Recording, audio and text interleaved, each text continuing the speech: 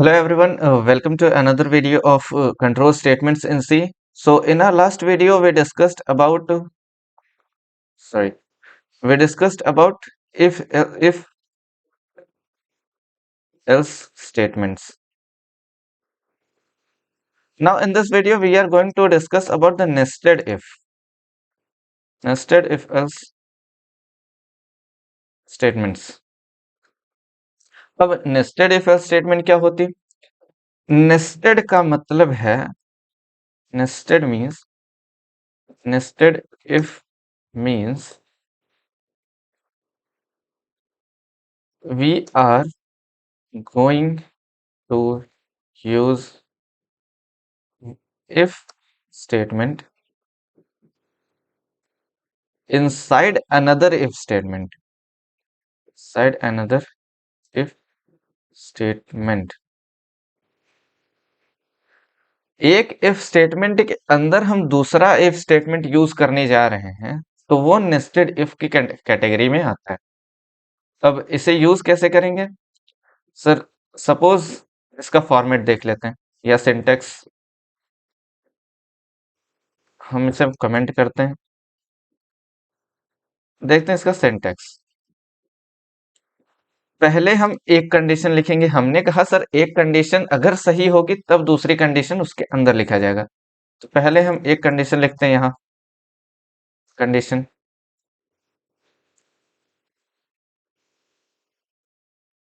Now we are talking about nested if. अगर ये condition सही हुई then we are going to write another condition inside this. So this is now again another condition, we are writing condition 2। अब sir हमें कोई और condition तीसरी भी चाहिए कि तीनों सेटिस्फाई हो तब हमारा कोड रन हो। हम यहाँ फिर यूज कर सकते हैं कंडीशन 3। ऐसे जितनी कंडीशंस हमें चाहिए one by one we can insert as nested. Last में हम इसे एल्स से क्लोज करेंगे। आफ्टर दैट इससे पहले वाला इफ स्टेटमेंट हम एल्स से क्लोज करेंगे।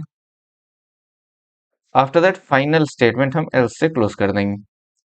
तो ये प्रोसेस जो है, एक इफ स्टेटमेंट, इसके अंदर हमने दूसरा इफ स्टेटमेंट यूज किया, उसके अंदर हमने तीसरा स्टेटमेंट यूज किया। एग्जीक्यूट कैसे होगा? अगर ये इफ स्टेटमेंट सही हुआ, पहला इफ स्टेटमेंट अगर सही हुआ then only we are going to switch to the second one. अगर पहला स्टेटमेंट हमारा गलत हो गया तो हम दूसरे को सही करके कुछ नहीं कर पाएंगे। First of all, if the first condition is going to satisfy, then only we are going to check for the nested one. So if we are using one if statement inside another if statement,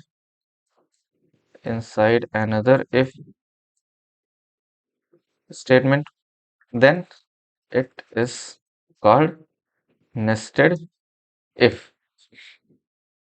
एक statement के अंदर अगर हम दूसरा statement use कर रहे हैं तो उसे कहते हैं nested if statement.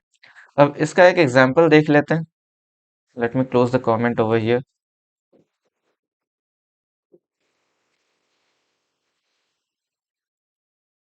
I'll be writing the code from here। तो हम पहले प्री प्रोसेसर यूज करते हैं as include standard input output dot h। we are directly using void main। अब सर हमारा क्वेश्चन क्या है? कोई एक क्वेश्चन लेते हैं then will be understanding what is nested if. तो क्वेश्चन है हमारा, write a program in C to check whether whether the given three numbers are equal or not। we are going to check if the numbers we are going to enter are equal or not। तो इसके लिए हमें तीन numbers की input चाहिए। Int हम ले लेते ए बी और सी। हमें तीनों नंबर यूजर से इनपुट करनी है, so we are going to give a message to the user printf enter the numbers to check। Numbers हम एक साथ इनपुट लेंगे, so we are going to use scan f format specifier D. हम 3 बार input लेने वाले हैं या 3 numbers input लेने वाले हैं, सो 3 बार हमने फॉर्मेट स्पेसिफायर लिखा। पहला नंबर हमारा ए होगा, ए। दूसरा number it will be B, and the third number is going to be C. अब हमारे ए, बी और सी में तीनों नंबर जो यूजर इनपुट करेगा is going to be stored. अब हमें चेक करना है ये तीनों नंबर्स इक्वल हैं या नहीं। तो ये कैसे चेक करेंगे, एक बार समझ लेते हैं कॉन्सेप्ट। पहले हम ये चेक करेंगे a इक्वल्स टू बी है या नहीं। अगर a इक्वल्स टू बी है, then only we are going to check for the next one, and then अब हम चेक करेंगे b इक्वल्स टू सी या a इक्वल्स टू सी। अगर a b के बराबर होगा, पहली कंडीशन तो यही है, a b के इक्वल होगा, तब हम कहीं जाके चेक करने जाएंगे कि a c के इक्वल है या नहीं। अगर a b के ही इक्वल नहीं है तो हमारी कंडीशन तो यही गलत हो गई। So let us write the code. If a equals to b, अगर ये कंडीशन सही होगी फिर हम a को चेक करेंगे c के साथ। If a equals to c, now a equals to b सही हुई, this statement is going to be true. ये सही हुई, फिर statement is going to be true. अगर ये दोनों स्टेटमेंट सही हुई तब हम मैसेज दे रहे होंगे यूजर को कि भाई साहब आपके तीनों नंबर्स इक्वल हैं, given numbers are equal. Otherwise हम यूजर को आउटपुट दे रहे होंगे सर नहीं इक्वल हैं, print of the given numbers are not equal। हमने बता दिया सर अगर पहले a इक्वल्स टू b होगा, अगर कंडीशन सही हुई then we are going for the nested one, a equals to c check करेंगे। अगर a इक्वल्स टू c हो गया मतलब तीनों नंबर्स इक्वल हैं, so we are going to give the message that given numbers are equal. अगर दोनों में से एक भी कंडीशन गलत हुई, so we are going to give the message that these numbers are not equal. Finally printf the given numbers are not equal। अब sir हमने दूसरा प्रिंटफ क्यों लिखा है, यही मैसेज तो हमने यहाँ भी लिखा है, यही सेम मैसेज भी रिटर्न हुई है, तो दूसरी बार क्यों लिखा। सर सी, एक इफ स्टेटमेंट के लिए हमने एक सॉरी एल्स हमने यूज नहीं किया, so I am very sorry for this.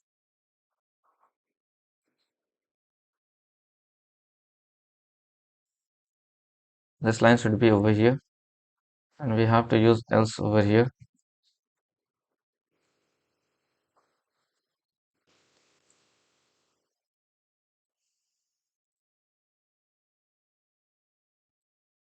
या नाउ इट्स फाइन। सी, एक इफ स्टेटमेंट के लिए हमने इस एल्स को यूज किया हुआ है। अगर ये स्टेटमेंट गलत हुई then we are going to execute this one. ये हमारे नेस्टेड इफ के लिए था। अब हमारा जो मेन इफ स्टेटमेंट है उसके लिए ये एल्स स्टेटमेंट। हम इसे करते हैं save and we are going to execute this. Sorry, the program is saved with another name, so let me change the name first.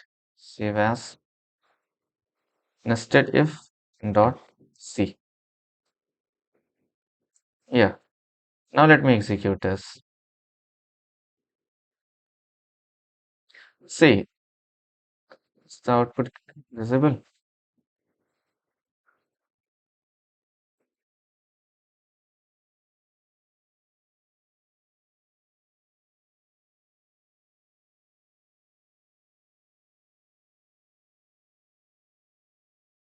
Again, let me check the output window for the recording. Yeah, the now the output window is visible. So हमने programme को किया execute. See, is this visible? Yeah. Now this is asking for the same message that we have entered during our program. हमें number enter करने हैं, suppose one number we are entering 10, other number we are entering suppose 12, and the next number is 14. Now according to our question it must return as these numbers are not equal, so let us hit enter. See, these numbers are not equal. Now again execute this program. Now we are going to enter equal numbers, that is 999, whatever number, suppose 5, sorry, 4, 4 and 4. Now this must return as the numbers are equal. So here it is, the given numbers are equal. मतलब इसने पहले, sorry, let me show you, पहले A को B के साथ check किया, and then it checked A with C, and then it is giving the result as given numbers are equal. Otherwise, we have another condition, the given numbers are not equal. So this was all about a nested if statement. Now in next video, we are going to discuss about switch case statement